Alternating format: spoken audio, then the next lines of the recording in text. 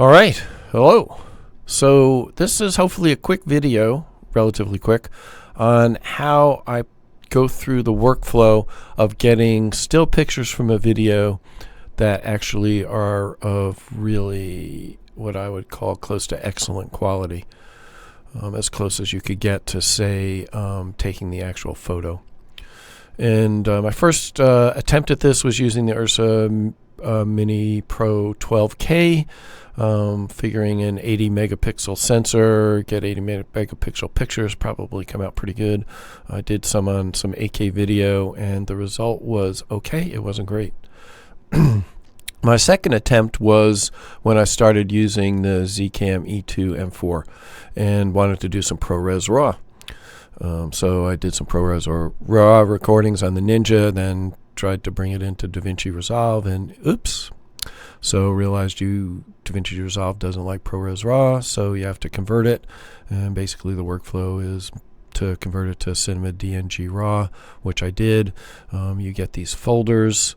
And interestingly, when I open the folder up, inside the folder you just get, all these pictures, which are individual Cinema DNG RAW, so .dng RAW pictures, which is pretty neat. And these individual pictures are put together to make up the video clip. But what you can do is you can open them up and actually look at and process the individual .dng pictures. So I did that. And if you look at this, this is basically what it looks like. You got to realize, and I'll show you what it looks like, actually looks like. My viewer actually processes the .dng file and makes it look a little better. What you have to be careful of, I think it's this one, is here. I was panning on the video, so you get this blur, which actually works for the video, not so much in stills. So at 1/60th of a second, since it's a 30 frames per second video, you got to be careful because you will get some motion blur. But when you're holding still, it works out pretty good, as we'll see. And there we are. So opening up that DNG file in Photoshop, and you get this picture. And it basically is the raw converter. And it looks like it's clipped, but you can see it's not actually clipped. You can just kind of bring down the exposure a little bit, up the contrast. I'm not going to do this. I'm just going to cancel it. And basically what you get is you get this picture after I've processed it. And I'll go through my flow on how I do that. And then what you do is convert it to an 8-bit file, and you can get your JPEG, and you can see that the JPEG looks really good. As a matter of fact, you can zoom in, and it just looks really, really, really, really good. And as I said, it just really brings out how amazing that ZCAM E2 M4 sensor is. It truly is an amazing sensor. And so that was my my first really successful attempt at getting some pictures that I could put on my Instagram, basically from video. And I was pretty happy with that. So this was my most recent trying to get stills from a video clip.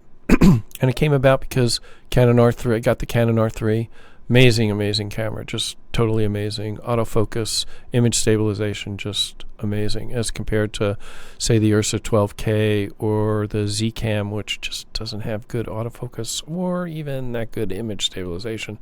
G5, good image stabilization, but the autofocus isn't very good.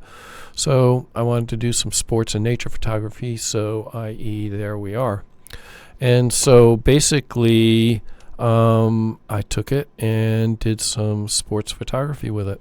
So we have a local hometown college football team in Great Neck, New York. Go figure. It's the United States Merchant Marine Academy. Go Mariners.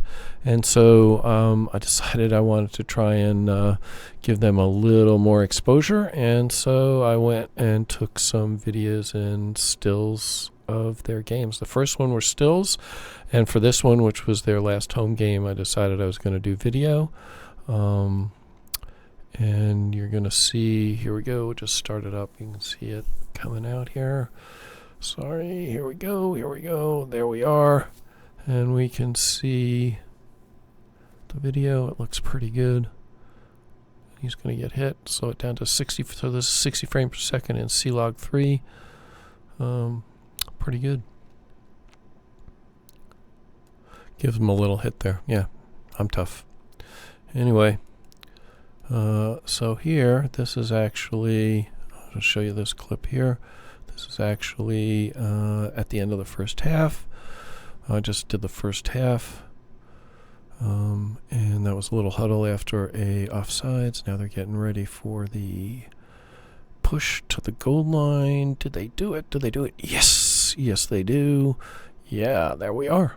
Everybody's happy. Go Mariners. And they get the touchdown. So I had that pretty good clip, but not the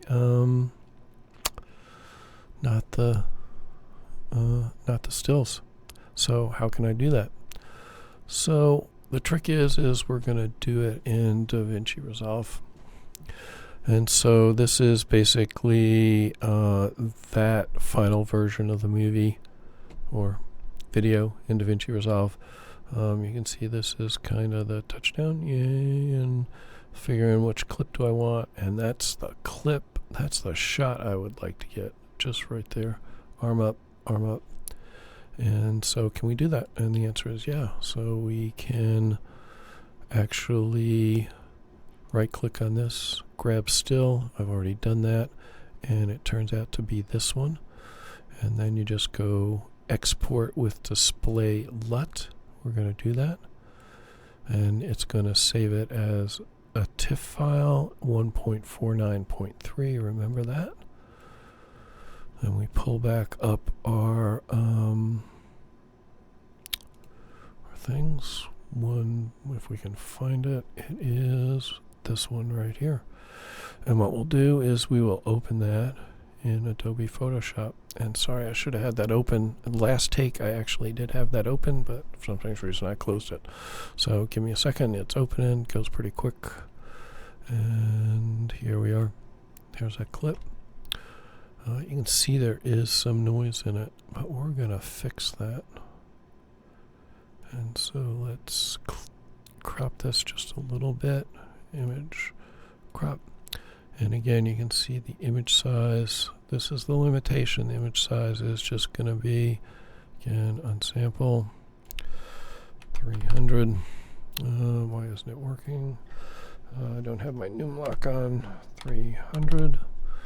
And there we are. So it's about a 12.1 times 7 by 7.2. So you can probably get out an 8 by 10 pretty easily without any problem. If you wanted to print it, you'd have to do some major work to get a bigger picture, although nowadays it's probably possible. But this looks like a pretty good image, and it's certainly going to be great for the web, and you'll see that. So I'll go through my usual flow on how I do this. I go to levels, and then you can see I've done pretty good here. Not quite as good. I just kind of expand the histogram so it encompasses all the levels. And you can see what that looks like. Just a little bit better. I didn't do too bad on the color grading for the video. And then what I might do is sometimes add contrast. I don't, but what I really do is use the levels. I hate doing midtones and highlights and stuff separately, so I much prefer doing this. Normally I would bring it that way, but in this case, actually, it needs just a tad of brightening. And I think that's just about right. So in the normal flow, I go to my filters. I do the unsharp mask, and then I'd save it as a PDF file and convert it from the 16-bit to 8-bit. Save it as a JPEG. But in this case, our workflow is going to be a little different because we're going to use this magic tool, and I'm going to label this V2 and save it. And OK. And then we're going to have Topaz AI over into Topaz AI. And it's going, this is a pretty amazing little program, and it's kind of doing its thing. And you can see it has improved it quite a bit. But we're going to do some things to make it better. One thing is the subjects. It hasn't quite chosen the subjects quite right. So we're going to go edit subjects. We need to add. So we have it as track. We're going to add. We're going to add this guy's helmet. This guy's helmet. This guy's helmet. Get a little extra there, which you can actually get away from, but again, I'm just trying to do this quick. Did it better on this last time. Color this all in, get all this in, get that in, get that in, get that in. Doom, doom, doom, doom, doom. Get that, get that. What else are we missing? Get his jersey. Get him right in there. That looks pretty good, and then we got to get this guy. I don't know, for some strange reason, it just never gets this guy. Until I've done this a few times. Again, you can do this much finer.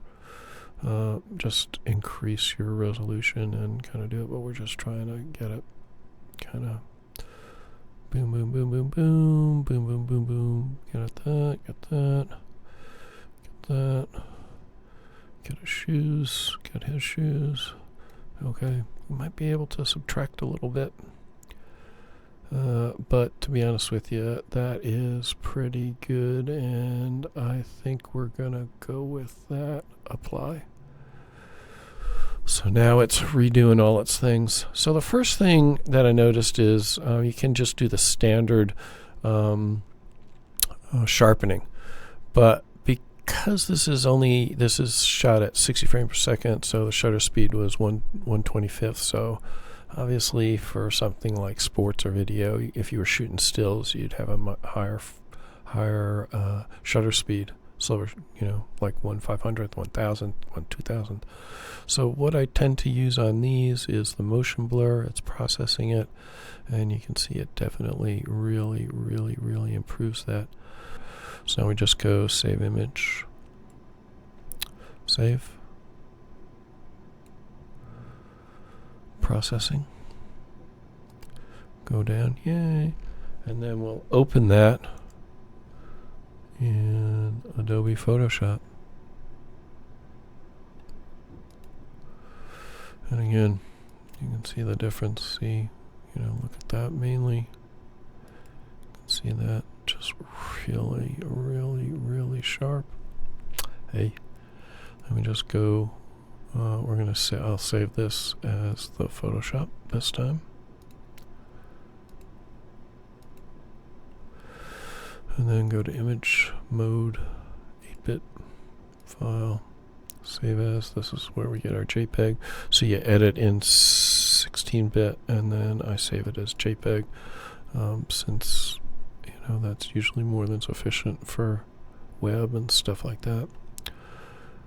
Maximum resolution, and then if we open that file, here it is. There it is. So at that resolution, it looks pretty good. There is a little bit of orange-ish tint to this. I agree. Looking at the video and then looking at the pictures I published, even more so, you can see it. I think that was kind of the lighting that I was kind of given on that. Again, you can see a little bit of noise up in here, but at normal resolution, that's just a phenomenal picture. We can see a few more that I did. See this one, this one. Are they as good as coming off? Again, you can see the little bit of tint to that. I probably would color correct that, although I didn't do that. Got another one, and I think I have a couple more. That one, that's my touchdown picture, and that's the one I redid. We can see how close I got. Yeah, I got a little different. I kind of like this one better. So there we are. That's the process to get some stills. Are they as good as come out of the Canon R3 as a photo camera? No, definitely not. But are they good enough to get some good stuff on your Instagram or something like that? Yeah, I would say absolutely. So anyway, that's the process. Tell me what you think. Is using Topaz AI cheating? I don't think so. Tell me what you think. If you know some other tricks or something to improve that, I love that picture. Let me know. And there we are. Yay, go Mariners. That's it. That's the video. And we'll see you all next time. Over and out.